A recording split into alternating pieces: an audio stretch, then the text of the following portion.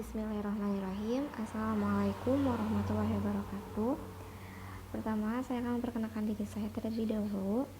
Saya Mila Putri Rizky Rahmadiela dengan NPM 10060319038 dari kelas Farmasi A. Di sini saya akan menjawab beberapa pertanyaan yang terdapat di dalam modul Farmasi Fisika bab surfaktan.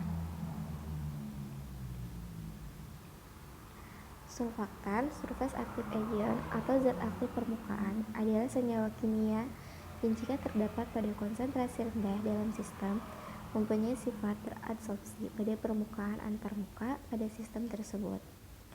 Yang molekul-molekulnya mempunyai dua ujung yang berbeda interaksinya dengan air, yaitu ujung kepala yang suka terhadap air dan ujung ekor yang tidak suka terhadap air. Di sini kita bisa menyimpulkan bahwa surfaktan itu memiliki dua sifat, yaitu polar dan nonpolar. Nah, yang memiliki sifat polar itu yaitu ujung kepalanya karena dia suka terhadap air. Dan yang memiliki sifat nonpolar yaitu ujung ekor karena dia tidak suka terhadap air. Kegunaan surfaktan yaitu menurunkan tegangan permukaan sebagai pembasah, meningkatkan kelarutan suatu larutan sebagai emulgator dan sebagai deterjen. Nah, produk surfaktan itu tersendiri adalah sabun, deterjen, pasta gigi, desinfektan, dan kosmetik. Dan di sini saya akan menjelaskan tentang HLB, hydrophilic lipophilic balance, yaitu nilai efisiensi untuk mengukur emulgator yang digunakan, menciptakan suatu skala sembarang berupa nilai-nilai yang berfungsi sebagai ukuran keseimbangan hidrofilik, lipofilik, surfaktan dengan memperoleh angka. Nah, HLB merupakan nilai yang bergantung pada perbandingan antara rantai hidrofilik dan lipofilik suatu molekul surfaktan. Nah, berapa sih kisaran HLB dalam penggunaannya? Nah, kisaran HLB dalam penggunaannya yaitu 4-6 pengemulsi untuk air dalam minyak, 7-9 senyawa pembasah, 8-18 pengemulsi untuk minyak dalam air, 13-18 yaitu deterjen.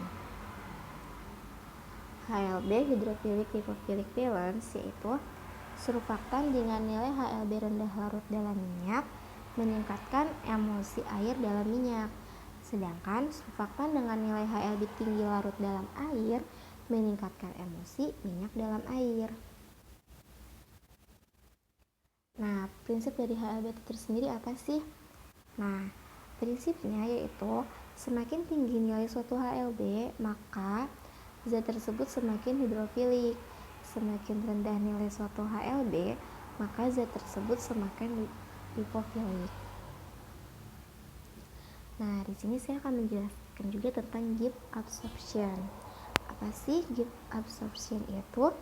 Yaitu persamaan yang digunakan untuk menghubungkan perubahan konsentrasi komponen yang bersentuhan dengan permukaan perubahan tegangan permukaan yang menghasilkan perubahan sesuai dengan energi permukaan.